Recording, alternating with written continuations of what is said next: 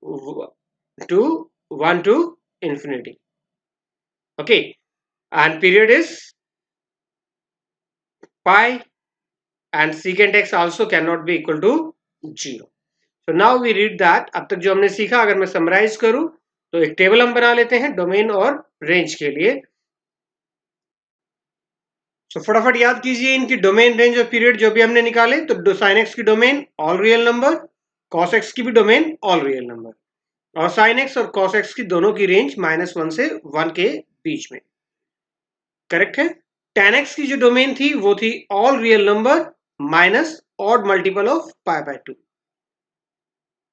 और जबकि cot x की जो डोमेन थी वो क्या थी, all real number except multiple of pi, because यहाँ साइन 0 नहीं होना चाहिए और यहाँ पर cos 0 नहीं होना चाहिए. सिमिलरली cosecant में भी साइन 0 नहीं होना चाहिए, so I will write down n pi, और secant x r minus 2n plus 1 pi by 2. So what is n here? N is integer. So you can write n belongs to integers. Tan x क्या होता है, इसकी range क्या है, all real number. Cot x is also all real number. Cosecant x all real number except -1 to 1, and same secant x all real number except -1 to 1. Sine and cos have the period 2 pi, but remaining 4 t ratios have the period of pi. So you can say that remaining 4 t ratios have the period of pi. So ये थी domain और range के बारे में बात. तो आइए solve करते हैं. Find the values of 5 T ratios. सो एक टी रेशियो हमें दी हुई है, बाकी के हमें 5 निकालनी है. देखिए cos x is equal to -1/2 and x lies in the third quadrant. So अभी हमने देखो ये सीखा था कि थर्ड क्वाड्रेंट के अंदर केवल tan x और cot x पॉजिटिव होते हैं. इन दोनों को छोड़ के बाकी टी रेशियो जो है वो हमें क्या लेनी है, नेगेटिव लेनी है. Here I know the identity that sin square x plus cos square x is equal to 1. What is cos square x? Yes, -1/2 square. ये plus sign is equal to 1.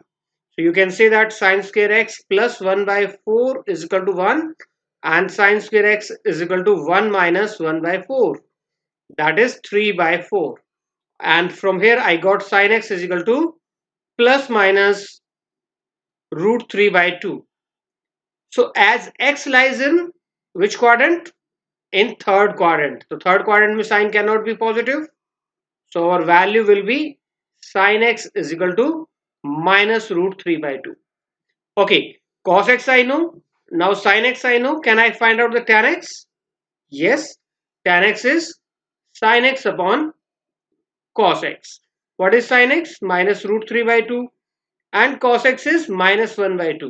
So minus and minus cancel, 2 and 2 cancel. So it is √3. So automatically it will become positive.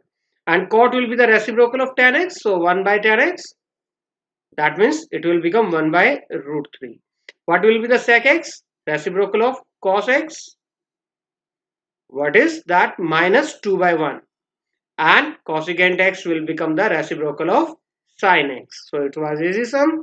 So put the value of sin x, that is -2 by √3 it will become. So these are the remaining 5 t ratios. One more see. It is sin x is equal to 3/5 and x lies in the second quadrant.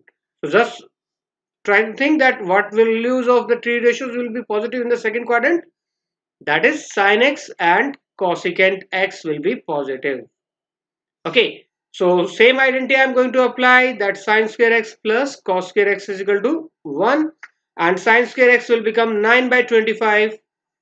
Cos square x is equal to 1. So cos square x value will be 1 minus 9/25. Take the LCM. It will be 16/25. So cos x will be plus minus 4/5.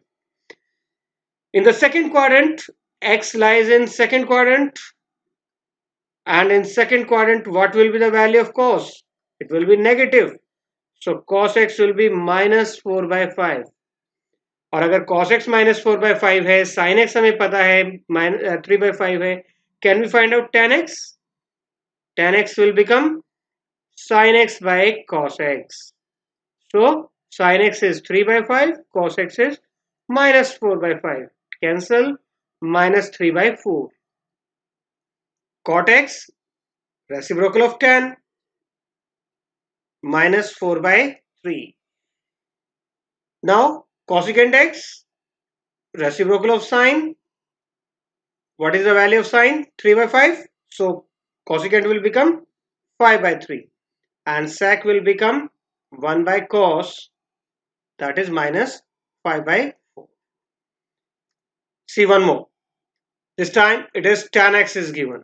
Okay. And identity related with the tan x is 1 plus tan square x is equal to sec square x. So 1 plus minus 5 by 12 का square.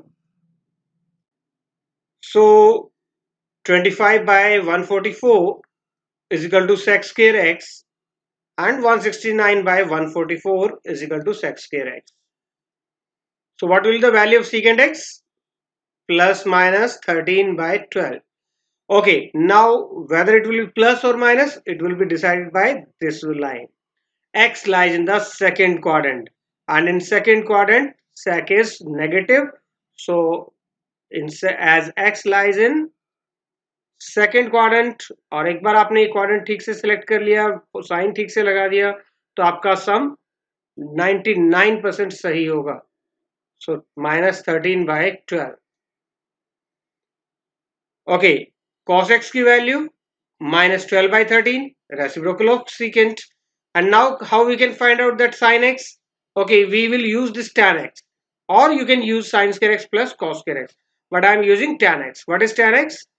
Tan x is minus 5 by 12, और tan x को हम क्या लिख सकते हैं? sin x upon cos x is equal to minus 5 by 12, and value of sin x will be minus 5 by 12 into cos x.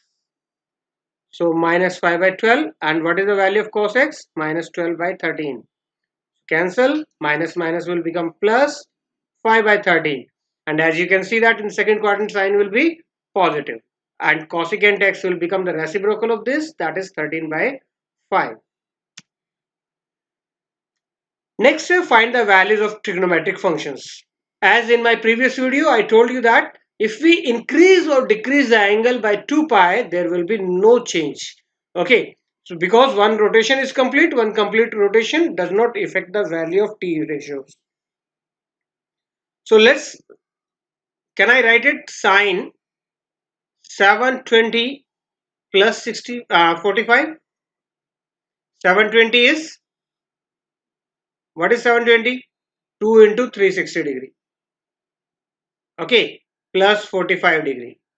So see, one identity I had written 2n pi plus minus theta is equal to sin theta. That means 2 pi के multiple अगर हम add करेंगे तो कोई फर्क नहीं पड़ता है. तो this value will be equal to sin 45 degree, and sin 45 is 1 by root 2.